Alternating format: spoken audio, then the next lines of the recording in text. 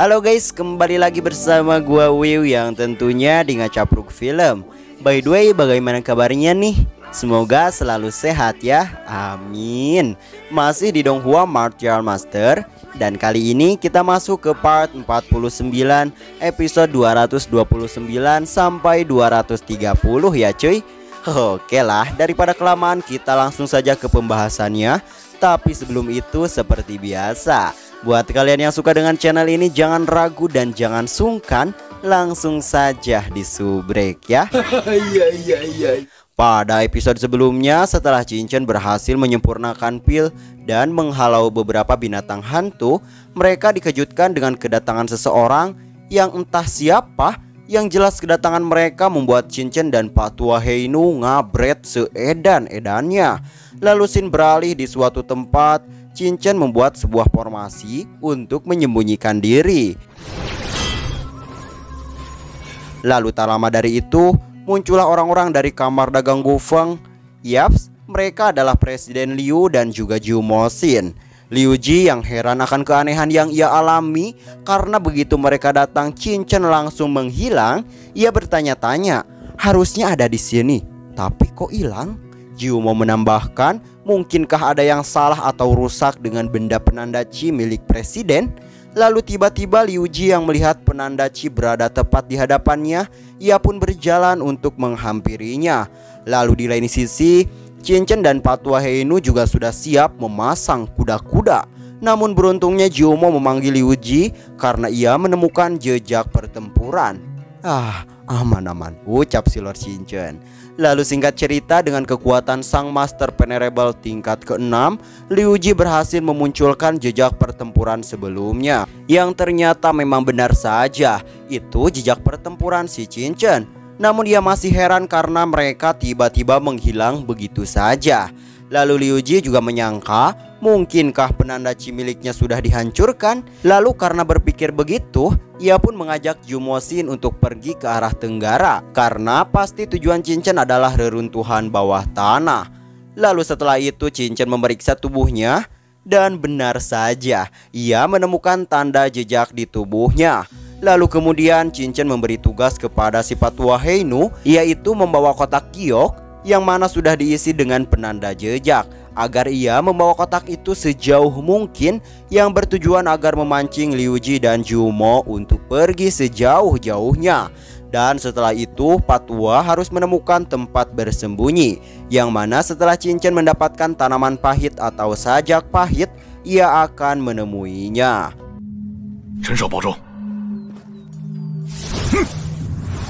Lalu di lain sisi, Liu Ji yang melihat tanda itu muncul kembali dan pergi ke arah lain, ia pun segera memeriksanya.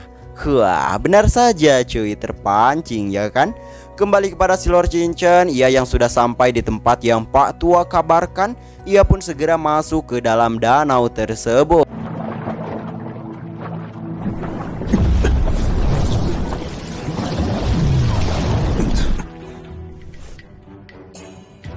Lalu Cincin beranggapan kalau tempat ini pasti tempat di mana Heinu mendapatkan api teratai hijau.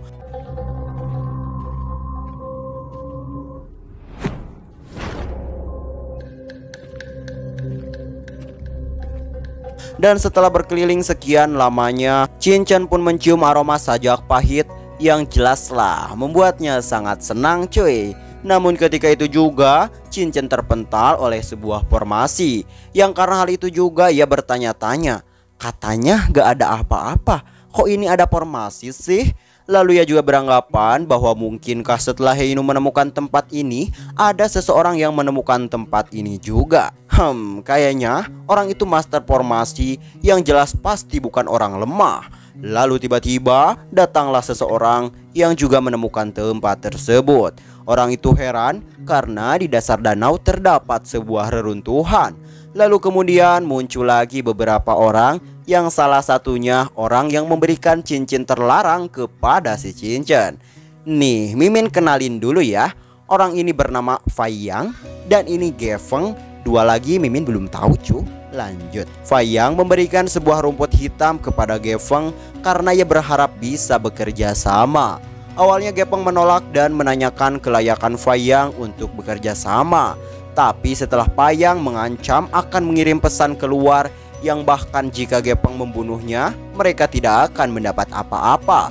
Gepeng pun menanyakan syarat untuk bekerja samanya. Dan Fayang meminta setiap harta karun di sini masing-masing mendapat satu. Oke, aku setuju. Lalu mereka pun segera berkeliling dan mencari harta karun di sana.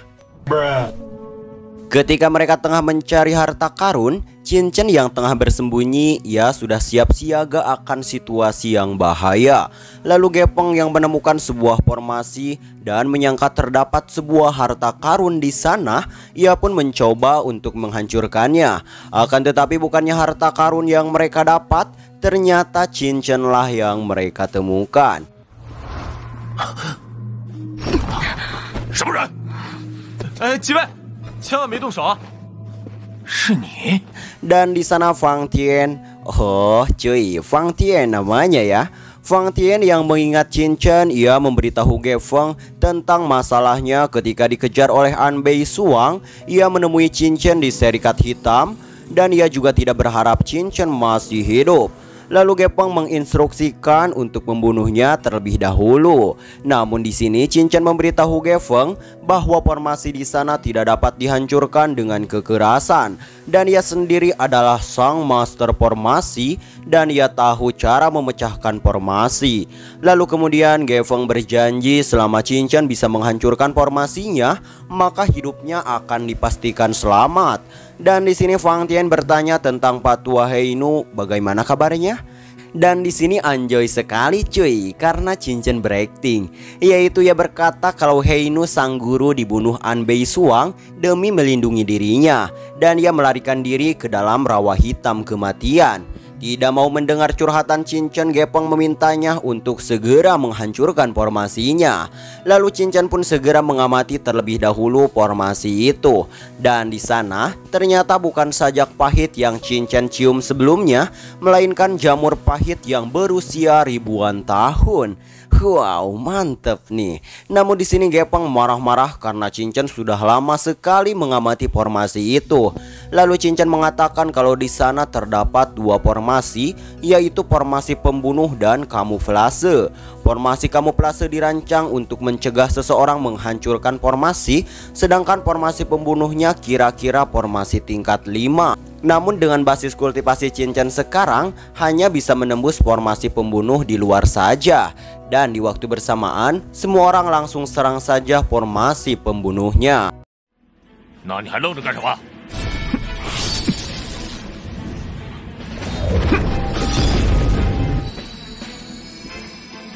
几位现在可以动手了。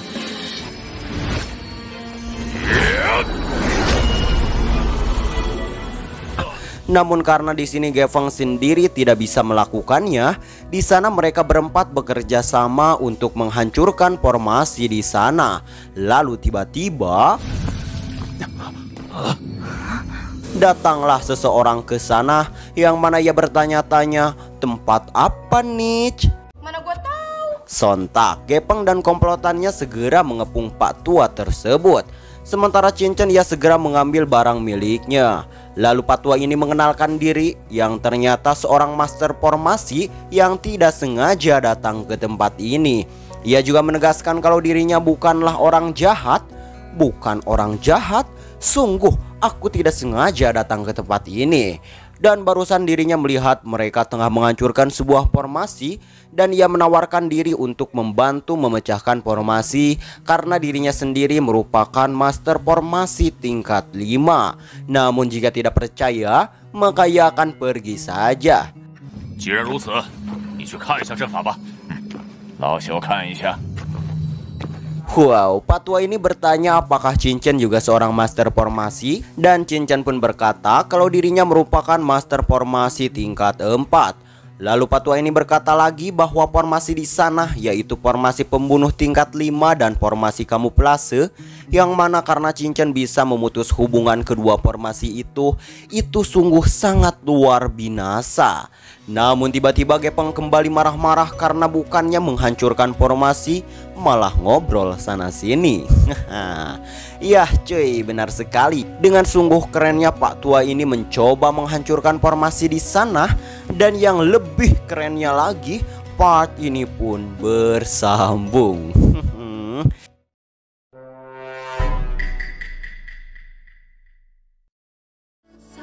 Jangkrik cuy, nanggung ya. By the way, anyway Busway, mungkin segini dulu untuk part kali ini. Dan part 50-nya nanti minggu depan ya. See you next video, thanks for watching and goodbye. Jangan lupa ngopi guys.